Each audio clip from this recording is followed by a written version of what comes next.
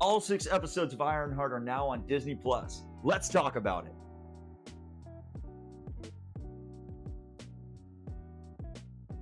Hey guys, welcome back to the Gray Area. Today we're talking about Ironheart, the newest entry in Phase 5 of the MCU, and expands on the young super genius that we met in Wakanda Forever. This project was first announced in 2020 at the Disney Investors Day presentation and has not had an easy road before it. But finally, all 6 episodes have released on Disney+, and I am dying to talk about it, so let's dive in. Obviously, spoilers ahead. So first, let's hit a quick run-through of all 6 episodes of Ironheart. The first episode is admittedly a little bit clunky, but that's to be expected when you're introducing everything and everyone to everything and everyone. Riri gets kicked out of MIT and ends up running with a modern-day Robin Hood gang, who instead of giving to the poor, just give to themselves, who are also poor, so I guess that kind of works. We meet her spiritual mom, her dead best friend Natalie, her crush Xavier, Natalie's brother, and a lot of emotional baggage. That's some heavy shit. A standout moment in episode 1 is definitely the elevator scene. I think it shows Riri's cleverness, her grit, really just her ability to think on her feet. We also meet our villain Parker, aka the Hood, and Riri builds an AI that looks just like Natalie.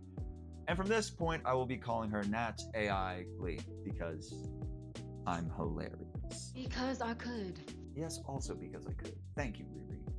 All right, episode 2, there's actually a big improvement here. The directors didn't change, but the cast feels much more natural, the direction is less stiff, and everything just kind of flows a little better from a story perspective. Riri connects with a black market dealer played by Ironreich.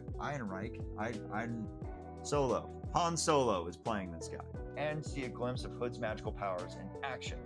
Think Wanted, but more mystical. Okay, episode 3 is our mid-season climax. Nat AI Lee and Riri discuss looking into the source of Hood's powers, and the two share a really emotional moment. Okay, I really like this scene from the park to the garage. I think for me, it really solidified that Nat AI Lee was going to be one of my favorite characters in this show. It was honestly one of my favorite scenes of season 1. Riri borrows some tech from Joe, who turns out to be Ezekiel Stane, the son of Obadiah Stane from the first Iron Man movie, to snatch a piece of the Hood's hood. The heist later that night goes well until that extra tech sets off an alarm, sending the building into lockdown. Riri ends up leaving crew member John and the tech that she borrowed from Zeke behind in a locked room with no air. That's some heavy. With that, we get to episode 4, and the exciting thing about the back half of the season is that we have a director switch. So Angela Barnes actually comes in for the second half of the season, and it clicks. It absolutely clicks. The style is bolder, it's more confident, and the visual storytelling just all around really steps up. So episode 4, Riri spirals into anxiety and paranoia while Parker grows suspicious. Her mom takes her to a friend who can help with some spiritual healing. Turns out that friend is actually a Carmer College dropout with her also magical teen daughter, Zelma. Meanwhile, Ezekiel gets arrested and then rescued by the Hood, who gives him a massive upgrade. Riri has a huge panic attack, to which Nat AI Lee decides to go and get Xavier to help her figure out, but Xavier flips out when he finds out Riri used Natalie's likeness for her AI, and Nat AI Lee ditches them. Episode 5 is our hero is stripped of their weapons episode. So the suit gets captured and Zelma tells Riri that she thinks Dormammu is powering the cloak. Remember the guy from the first Doctor Strange movie with the face, the wavy face, the sticks in a time loop? Wasn't that a fun scene? They get ambushed by the crew and Riri takes out each one before nearly getting killed by Zeke, but is spared and is told to leave Chicago. But the power of family is too strong, and her whole team rallies and helps her to rebuild a new suit. Parker has a full breakdown and actually chokes out crew member Slug and fires everybody from the team. Turns out an earlier heist that we've been seeing flashbacks of was at Parker's dad's mansion. And Parker is back for revenge to get the fortune that his dad refused to give him. Riri and the team finish the new suit using some magic, but it cancels out Nat AI Lee. And Riri watches her friend die again in the same spot. That's amazing. Now, of course, for our finale, we see the rest of the original mansion heist and finally meet the man behind the cloak, Mephisto, played by the always awesome Sacha Baron Cohen. And this casting is just, we'll talk about it later. Wow. Parker makes a deal with him to become filthy rich and is given the cloak to make it happen. Riri fails to bring Nat AI Lee back and has a rematch with Zeke. He actually gets a very real moment at the end of this fight, and I applaud the writers for allowing him to be kind of just a mature, real person. The final fight with the Hood was pretty decent.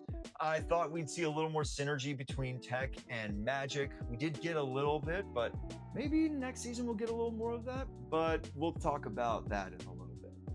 Riri outsmarts him, steals the Hood. Done deal. And then, of course, Mephisto shows up. He does a little cosmic talking and offers Riri a deal. By the way, the sound design here, it is creepy, it is cosmic, it is so perfect. Mephisto. Now, while they're talking, we see a flash forward with Riri sporting comic-accurate hair and studying magic. Then Nat AI Lee appears, and Riri assumes that she's working again. Then the final twist. Natalie isn't a hologram. She's real. Riri took the deal with Mephisto.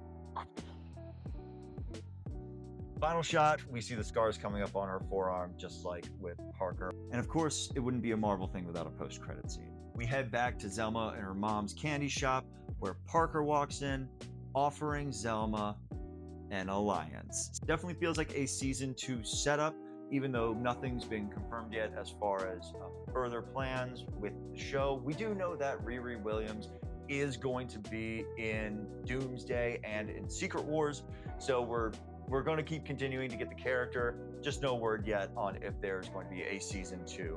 Quick comic nerd sidebar. In the comics, Zelma is a magical librarian who eventually helps start and run the Strange Academy with Doctor Strange. So be interesting to see if they go that route. Maybe do that in a show or something. But it seems like she might be on a bit of a darker path. So I'm interested to see how that goes. Okay, let's talk these characters because there's a lot going on right here. The first one I want to hit is somebody that is really not in the show at all. And it just had me asking, why? Eric Andre, why are you in this show? Look, I love Eric Andre, but why is he here? He doesn't really do anything funny. He's just kind of there, gets stressed out, messes things up, and eventually gets fired. Honestly, could have saved on budget. So speaking of Eric Andre, let's talk about the rest of the crew. So you've got John, who is Parker's kind of number 2 guy. He's got some great moments until he dips out forever, and the rest of them are solid. They each have a distinct look and vibe, they pull their weight in the field, and they really come alive in the second half. I mean, the fight in the White Castle in episode 5 is incredible. It's probably one of my favorite moments of the show. Absolute gold. Now we got Joe McGillicuddy / Ezekiel Stain, and Alden Ehrenreich is really fun here. I was already a fan of his from Solo, and I loved watching his shy, awkward energy morph into manic obsession. The flower cutting scene is just petty perfection. His transformation, I think, is a little quick. I would have liked one more episode for it to breathe, but he lands in a great morally gray spot. He wants to just do his own thing and not be really a bother. I don't know if he wants to do good, but he definitely doesn't want to hurt a bunch of people at this point. But the betrayal from Riri still burns. So he's not gonna forgive her just yet. Xavier, he's fine. We don't get to see a ton of him. He's really there to be kind of the romantic foil and up the drama because Natalie was his sister. I really liked his scene at the end of episode 4. That's a really emotionally challenging scene, and he absolutely crushed it. Natalie, or Nat AI Lee.